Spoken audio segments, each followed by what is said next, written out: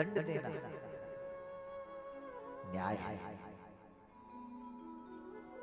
अगर बच्चा बिगड़ रहा है तो उसको कान खींचो, 2 थप्पड़ मारो उसको 2 थप्पड़।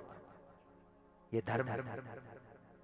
दंड देना भी धर्म है, क्योंकि अगर आपने बच्चे को दंड नहीं दिया तो बड़े होकर के ऐसा उदंड करेगा,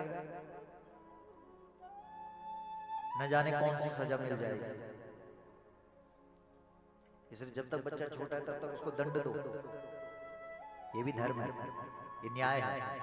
इसलिए नागपत्नियां कह रही है कि आपने जो कालिया नाग को दंड दिया है, अच्छा किया, बहुत अच्छा किया, लेकिन प्रभु मृत्यु दंड क्यों दे रहे हैं? मारो मत, वैसे भी ये तुम्हारा पुत्र है। अगर आप कृष्ण हैं तो आपकी रानी तो यमुना है, और यमुना के गर्भ में रहने वाला बच्चा आपका ही तो है। इसलिए अगर वह कालिया नाग आपके चरणों में उसने अपनी गलती को स्वीकार कर दिया और सारे फणों को अगर तेरे चरणों में समर्पित कर दिया है, तो फिर आप उसको छोड़ दो ना, प्राणदान दीजिए। भगवान श्री कृष्ण ने कहा कि ठीक है, तुम लोगों को यमुना को खाली करना होगा, पूरा परिवार यहां से जाएगा। बोला महाराज कहां जाए, कौन सी जगह जाए? हम बाहर निकलेंगे, गरुड़ घूम रहा है, प्रतीक्षा कर रहा है, वो तो खा जाएगा। भगवान श्री कृष्ण ने कहा कि बस यहीं पर तुम लोग मार खा जाते, भरोसा रखो।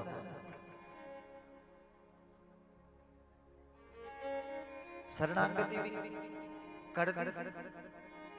अरे जब कृष्ण के आगे शरणागत हो गए, अपना सब कुछ न्योछावर कर दिया है, अब इसमें किंतु परंतु क्यों लगा रहे? यहीं पर हो जाता है ना। ऐसा कौन है? जितने भी हम सब लोग यहाँ पर बैठे हैं, सबके घर में भगवान की मूर्ति है कि नहीं? सबका कोई ना कोई इष्ट है।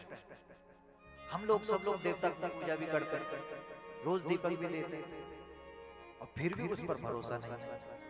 तो भगवान कृष्ण कह रहे हैं कि जब तुमने शरणागति स्वीकार कर दी, जब सारे प्राणों को कालिया नाग ने मेरे चरणों में समर्पित कर दिया, अब ड्यूटी जो है उसकी रक्षा करने की, वो तो मेरी है ना।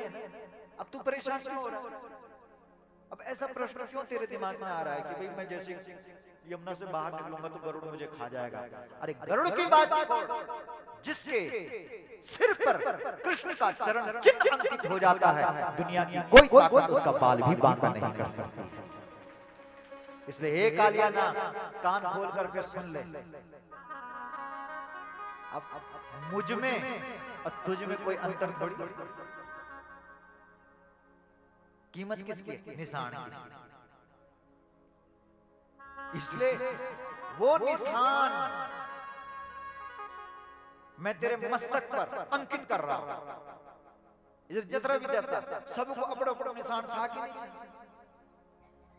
नरसिंह को अपना निशान, छठियासी भैरव को अपना निशान, नागराजा को अपना निशान, जतरा भी देवता वाला तो कुछ निशान जरूर बोलो।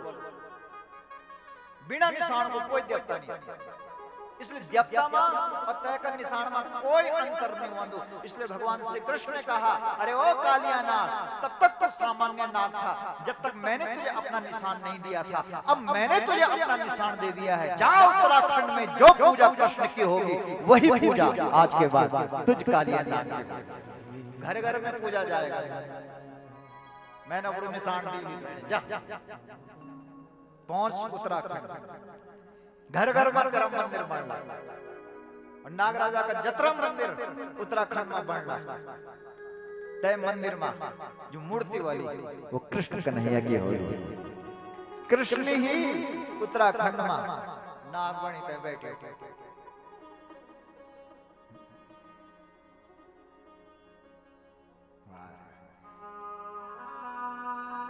सोचो, इसलिए हमको कहीं दूसरी जगह जाने की जरूरत नहीं। भगवान कृष्ण ने हमको अपना निशान दे रहे हैं,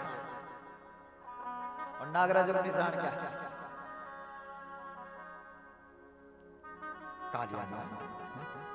फण पर अंकित हुए। इसलिए हम अलग से कृष्ण को सोचें कि यार कृष्ण कन्वल वो नाग बणित है घूमना, पहाड़ के मिट्टी के एक एक कण में बैठा हुआ है भगवान। ऐसा मिट्टी का कोई कण नहीं है जहां देवता नहीं बैठे। हर जगह भगवान कृष्ण किस रूप में? नाग के रूप में फण फैले। सौभाग्य है हम उत्तराखंड के लोगों का कि जहां भगवान श्री कृष्ण नाग बन गए। क्यों? क्योंकि शिव जी की धरती है, शिव जी की धरती का कण कण शंकर है। बोलते हुए हमारे पहाड़ का कण कण शंकर है। तो भगवान श्री कृष्ण सोचने लगे पर किस रूप में जाऊं मैं यहाँ उत्तराखंड की यात्रा करने वाले। तब नाग रूप में आए, अतः नाग बन करके वो यहाँ यात्रा करने लगे। तब शिव जी प्रसन्न हुए और भगवान शंकर ने उस कृष्ण को जो नाग बना हुआ उसको अपने गले का हार बना दिया।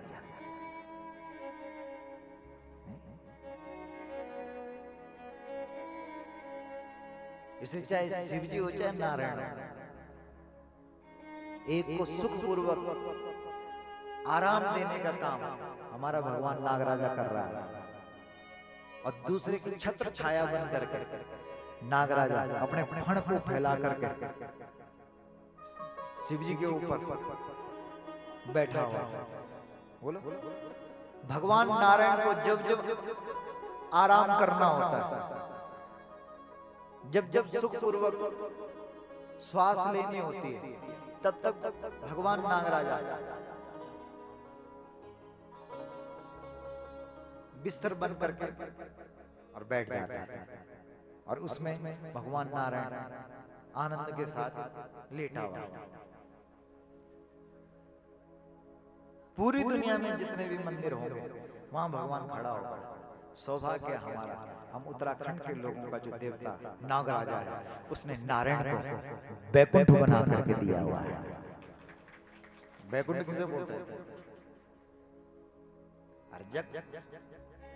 हमारू भगवान लेटियो पड़ियो कह का बिछौना बिस्तर को बनियो नागराजा बता नहीं दिन भर मन की थक्यों रहो कखवांदो घरों और अपना बिस्तर पर लेट दो तनी नींद होनी चाहिए। ऐसे ही हमारा भगवान है जो इतनी बड़ी दुनिया चला रहा है, उसको जब थकान लगती है तब तक हमारा इष्ट नागराजा बिछौना बन करके हमारे भगवान को आराम दिलाता है। हे भगवान, हे प्रभु, आराम कर बैठ। और शिव जी के ऊपर छत्र छाया बन करके नागराजा खड़ा हो। छत्र, अरे जो रक्षा भगवान की करता हो, जो शिव जी की रक्षा कर रहा हो, जो नारायण की रक्षा कर रहा हो, वो अगर हमारा इष्ट होगा तो हमारी रक्षा क्यों नहीं करेगा? हमको कहीं जाने की जरूरत है क्या? वही कालिया नाग आया कहां?